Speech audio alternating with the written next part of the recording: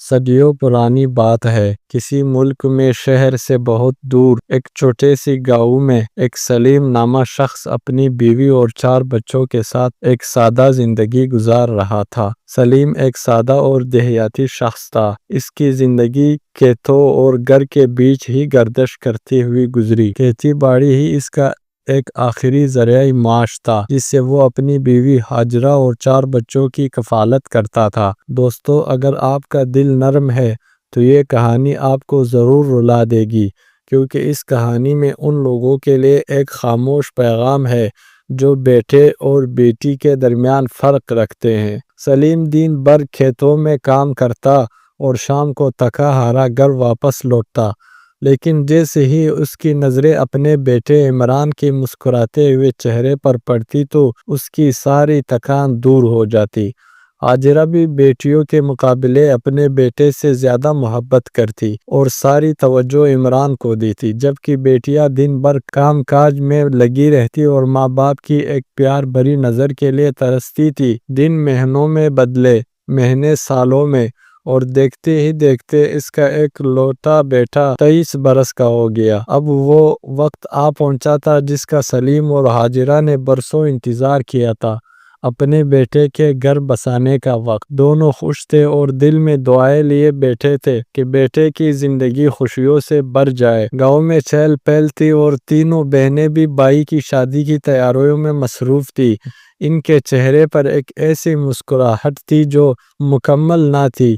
ان کے دل میں ایک ایسا عجیب سا احساس جاگ رہا تھا جو وہ کھل کر کسی کو بیان نہیں کر سکتی تھی۔ بظاہر وہ تینوں سلیم کی بیٹیاں تھیں، مگر گھر میں ان کا وہ مقام نہ تھا جو ہونا چاہیے تھا۔ ماں باپ کی محبت کے بغیر تینوں بیٹیوں کی خوشیاں صرف چہرے تک محدود تھی۔ سلیم اور ہاجرہ کی دنیا کا مرکز ہمیشہ ان کا بیٹا رہا، جیسے وہ ان کا بڑھاپے کا سہارا اور گھر کا چراغ ہو۔ سلیم کی آنکھوں میں اپنے بیٹے کے لیے وہی خواب تھے جو ہر دیہاتی باپ اپنے بیٹے کے لیے سوچتا ہے کہ وہ بڑا ہو، خاندان کا نام روشن کرے اور ان کے بڑھاپے کا سہارا بنے۔ ہاجرہ بھی اپنے بیٹے پر جان نچھاور کرتی، اس کی پسند اور ضروریات کو سب سے پہلے آگے رکھتی، مگر اس توجہ کے پیچھے بیٹیاں کہیں پیچھے رہ گئی۔ وہ بھی محبت کی طلبگار تھی، وہ بھی چاہتی تھی کہ والدین ان سے بھی شہزادیوں جیسا سلوک کرے، مگر ایسا کبھی ہوا نہیں۔ گھر میں عمران کی شادی کی باتیں چل رہی تھی، اچانک ایک اور خبر آ گئی۔ مریم جو بہن بھائیوں میں سب سے بڑی تھی، اس کے لیے شہر سے ایک رشتہ آیا۔ سلیم اور ہاجرہ نے بغیر کچھ سوچے سمجھے فوراً ہاں کر دی، کیونکہ ان کے نزدیک بیٹیوں کا بوجھ جلد سے جلد اتار دینا ہی بہتر تھا۔ اگر رشتہ واقعی معقول ہوتا اور مریم بلا وجہ ہی انکار کرتی تو تب والدین کو اختیار تھا کہ وہ اسے سمجھاتے، مگر یہاں تو اسے سمجھنے کی زحمت ہی نہ کی گئی۔ مریم خاموش رہی، کیونکہ وہ جان چکی تھی کہ اس کے الفاظوں کی کوئی اہمیت نہیں، بس ایک ذمہ داری تھی جسے والدین نے جلد از جلد اتار پھینکنا تھا۔ مریم نے دل میں ایک بے نام سا درد لیے اور آنکھوں میں وہ سوال لیے جن کا کوئی جواب نہیں تھا۔ اس نے والدین کے فیصلے کو قبول کر لیا، جیسے کوئی لاوارث جس کی پسند ناپسند کا کوئی مول نہ ہو، اور یوں بھائی کی شادی سے پہلے ہی مریم گھر سے رخصت ہو گئی، ایک ایسے گھر جہاں شاید حالات اور تلخیاں اس کا انتظار کر رہی تھی، مگر کسی نے یہ سوچنے کی ضرورت محسوس نہ کی کہ وہ کیا چاہتی ہے یا اس کے دل پر کیا گزر رہی ہے۔ مریم کی شادی کے بعد اللہ اس کا نگہبان تھا اور اس کا شوہر بھی ایک اچھا انسان نکلا، اور مریم سے بے حد محبت کرتا اور اس کے ہر بات کا خیال رکھتا۔ وقت کا پیا گھومتا رہا اور کچھ سالوں بعد سلیم اور ہاجرہ کے بیٹے کی بھی شادی ہو گئی۔ گھر خوشیوں سے جھوم اٹھا، ہر طرف خوشیوں کا سما تھا۔ سلیم اور ہاجرہ اب مطمئن تھے کہ ان کا بیٹا اب اپنے گھر کا ہو گیا اور انہیں بڑھاپے کا ایک سہارا مل گیا۔ بہنوں کی آنکھیں بھی خوشی کے آنسو تھے، وہ بھائی کے نئی زندگی کے لیے دعا گو تھی۔ انہیں یقین تھا کہ اب ان کے والدین کو بھی سکون ملے گا، مگر قسمت کو کچھ اور ہی منظور تھا۔ بھائی کے شادی کے بعد مریم خوشی خوشی اپنے گھر والوں کے ساتھ اپنے گھر واپس چلی گئی۔ وقت گزرتا گیا اور پھر سلیم کی دوسری 2 بیٹیوں کی بھی شادیاں ہو گئی۔ وقت گزرتا گیا اور پھر سلیم کی دوسری 2 بیٹیوں کی بھی شادی ہو گئی۔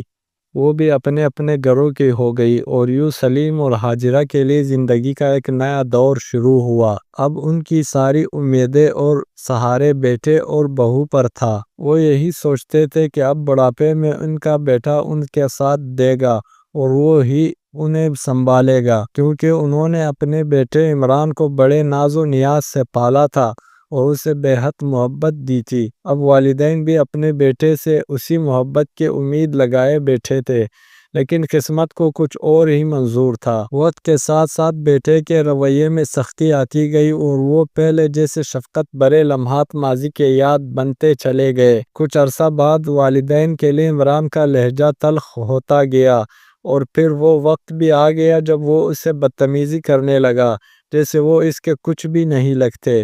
ہاجرہ کے لیے یہ سب ایک بھیانک خواب تھا اور سلیم چپ چاپ سب کچھ سہنے پر مجبور تھا۔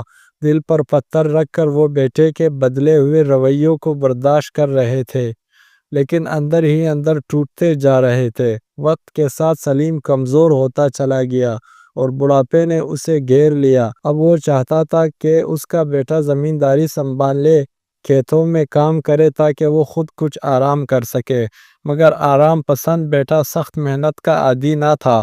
جب والد نے اسے مجبور کیا تو وہ آگ بگولا ہو کر الٹا والد سے بدتمیزی کرنے لگا۔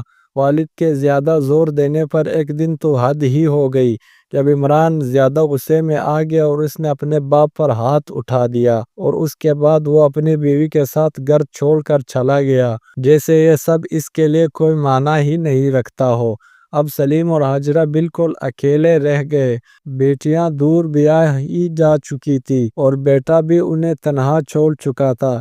گھر کی ویرانی دل پر بوجھ بننے لگی تھی اور کبھی گھر میں کھانا بنتا اور کبھی نہیں۔ ہاجرہ بڑھاپے کے سبب کسی کام کرنے کے قابل نہ رہی تھی اور سلیم بھی دن بدن کمزور ہوتا جا رہا تھا۔ جیسے بیٹے کو سہارا سمجھ کر سب کچھ دیا، آج وہی انہیں بے سہارا چھوڑ کر جا چکا تھا۔ ایک ایسا گھر جہاں خوشیوں کے ڈیرے تھے، اب وہ خود موت کی دعائیں مانگ رہے تھے۔ بڑھاپے میں انہیں نواسیوں اور نواسوں کی ہنسی خوشی بھری باتیں سننے کی تمنا تھی، مگر اب وہ اپنے ہی بچوں کی محبت سے محروم ہو چکے تھے۔ تنہائی اور بے بسی اب ان کا مقدر بن چکی تھی، لیکن بیٹے نے اب بھی صبر کا سانس نہ لیا۔ اپنی لاپرواہی اور فضول خرچی کی وجہ سے وہ کنگال ہو چکا تھا اور جب اس کے پاس کچھ نہ بچا تو اس نے اپنے باپ کے جائیداد کو بیچنا شروع کر دیا۔ سلیم اور ہاجرہ خاموشی سے یہ سب کچھ دیکھتے رہے اور ان کے پاس آنسو بہانے کے علاوہ کوئی راستہ نہ تھا۔ وہ کچھ کہہ بھی نہیں سکتے تھے کیونکہ اب ان کے الفاظ کی کوئی اہمیت نہیں رہی تھی۔ وقت کا ظالم پیا گھما اور وہ وقت بھی آ گیا جب سلیم کے پاس ایک چھوٹا سا گھر اور ایک آخری کھیت رہ گیا جہاں اس نے اپنے لیے کچھ گندم بوئی تھی۔ وہی سلیم جس کے کھیتوں کا کچھ شمار نہ تھا، جس کی نیچے سینکڑوں نوکر کام کرتے تھے، لیکن آج بالکل اکیلا ہو گیا۔ وہی بیٹا جس سے اس نے اپنی دولت اور محبت میں اپنے پلکوں پر بٹھایا تھا، آج اسے سڑک پر لے آیا۔ کچھ عرصہ یوں ہی گزرنے کے بعد سلیم کی بڑی بیٹی مریم گھر آئی۔ والدین کی خیریت پوچھنے مریم جب اپنے والدین کے گھر پہنچی تو منظر دیکھ کر اس کی آنکھیں نم ہو گئی۔ گھر مکمل سنسان تھا، دیواروں پر پرانی نمی کی نشانیاں تھی، کچن کی حالت اب تر ہو چکی تھی، صحن میں خاموشی کا راج تھا اور ماں باپ بیمار پڑے تھے۔ مریم کا دل ٹوٹ گیا اور تڑپ کر آگے بڑھی اور ماں باپ کے پاس جا کر بیٹھ گئی اور ماں باپ کو تسلی دینے لگی۔ اس کی آنکھوں میں آنسو تیر رہے تھے مگر وہ خود کو مضبوط رکھنے کی کوشش کر رہی تھی۔ پھر اس نے اپنے شوہر کی طرف دیکھا، آنسو ضبط کرتے ہوئے مضبوط لہجے میں بولی، میں اپنے ماں باپ کو اس حالت میں نہیں دیکھ سکتی، میں یہی رہوں گی۔ اس کا شوہر جو نیک دل اور سمجھدار انسان تھا وہ مسکرایا اور بولا، اگر تم یہی اپنے ماں باپ کے ساتھ رہنا چاہتی ہو تو میں بھی تمہارے ساتھ رہوں گا، ہم انہیں یوں ہی اکیلا نہیں چھوڑ سکتے۔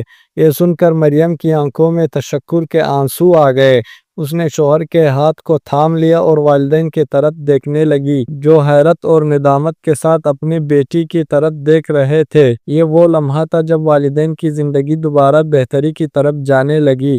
گھر میں خوشیاں لوٹ آئی، کیونکہ مریم کے دو چھوٹے بیٹے نانا اور نانی کے ساتھ کھیلتے اور ان کی تنہائی کو ختم کر دیتے۔ ان کی معصوم سی ہنسی ہاجرہ اور سلیم کے دلوں کو سکون بخشتے، جیسے برسوں کی اداسی کے بعد بہار لوٹ آئی ہو۔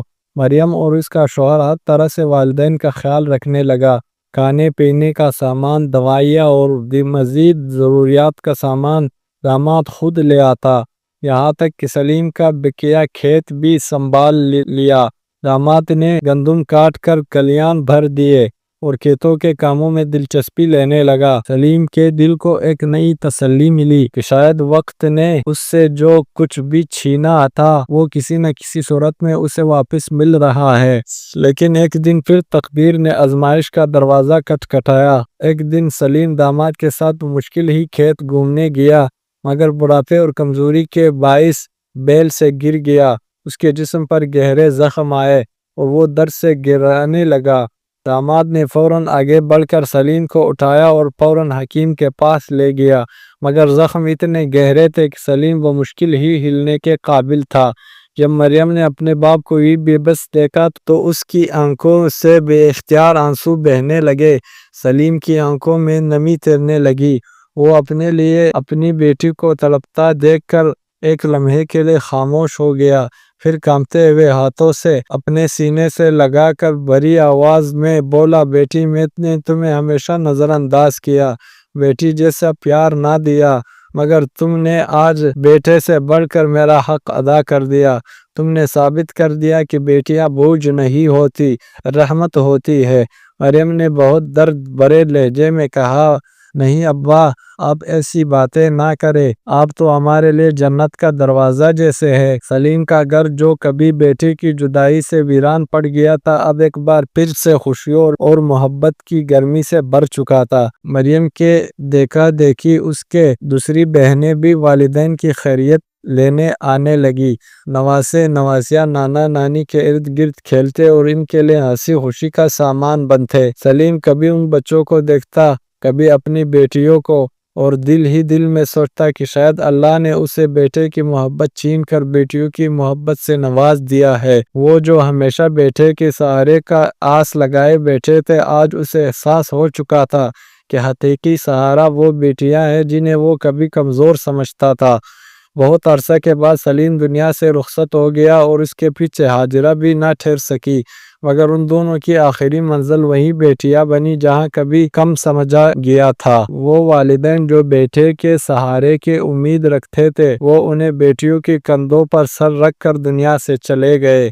پیارے دوستو، اس کہانی میں ہمارے لیے کئی اسباق پوشیدہ ہے، جو اصل میں اس کا بنیادی مقصد ہے۔ والدین ہونے کے ناطے کبھی بھی اپنے بچوں میں فرق نہ کریں۔ امید ہے آپ کو ویڈیو پسند آئی ہوگی۔ اگر ویڈیو اچھی لگی ہو تو ویڈیو کو لائک کر دینا اور کمنٹس میں اپنے رائے کا اظہار ضرور کیجیے گا۔ ہمارے چینل کو سبسکرائب کر دیجیے گا۔ ویڈیو دیکھنے کا بہت بہت شکریہ۔